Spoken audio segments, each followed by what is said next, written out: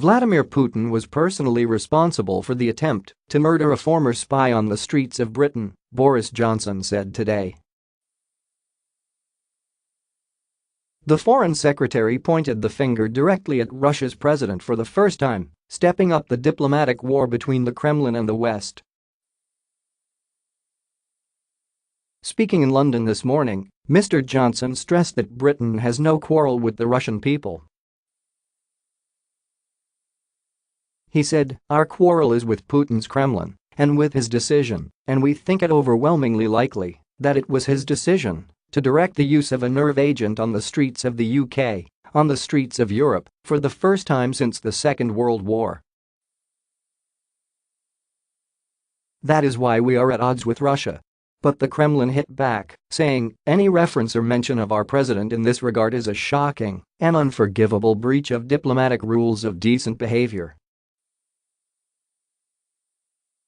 Earlier, NATO chief Jens Stoltenberg told the Kremlin it was in their interests to rein in their meddling if they want to avoid a damaging clash with the West. The tough message came as Putin's foreign minister again vowed to kick British diplomats out of Russia in revenge for Theresa May's crackdown on Kremlin spying. In the wake of the attempt to kill Sergei and Yulia Skripal, Mr. Stoltenberg, the Secretary-General of NATO, called on the country to stop confronting the West in an escalating arms race.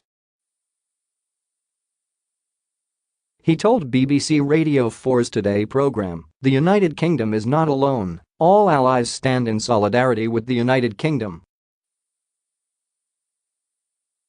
Russia has underestimated the resolve and unity of NATO allies. "We don't want a new Cold War, we don't want a new arms race. It is in their interest not to confront us, but to work with us." Yesterday, Donald Trump, Emmanuel Macron and Angela Merkel declared solidarity with Britain, issuing a highly unusual joint statement with Mrs. May. Anders Fogh Rasmussen, the previous NATO boss, today called for an even tougher reaction to Putin's crimes.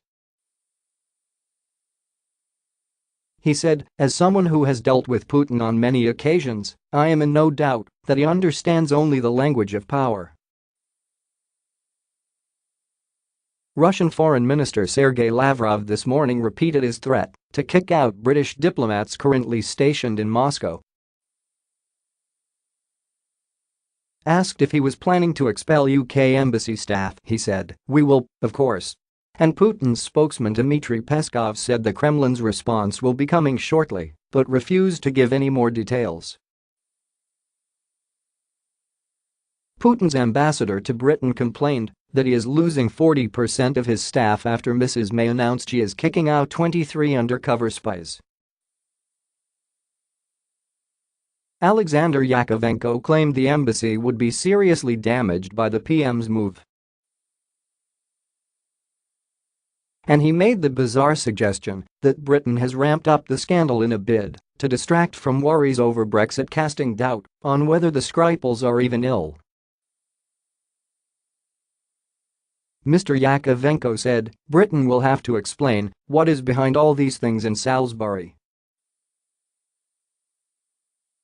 Nobody saw even the pictures of these people in a hospital, whether they are alive or maybe they are in good health. Nobody talked to the doctors. There is absolutely no transparency in the case. We want to clarify all the questions behind this provocation." In another blast at the UK, Russian officials accused Defense Secretary Gavin Williamson of being uneducated after he said the country should go away and shut up. They said the minister was behaving like a market wench in response to his comments from yesterday.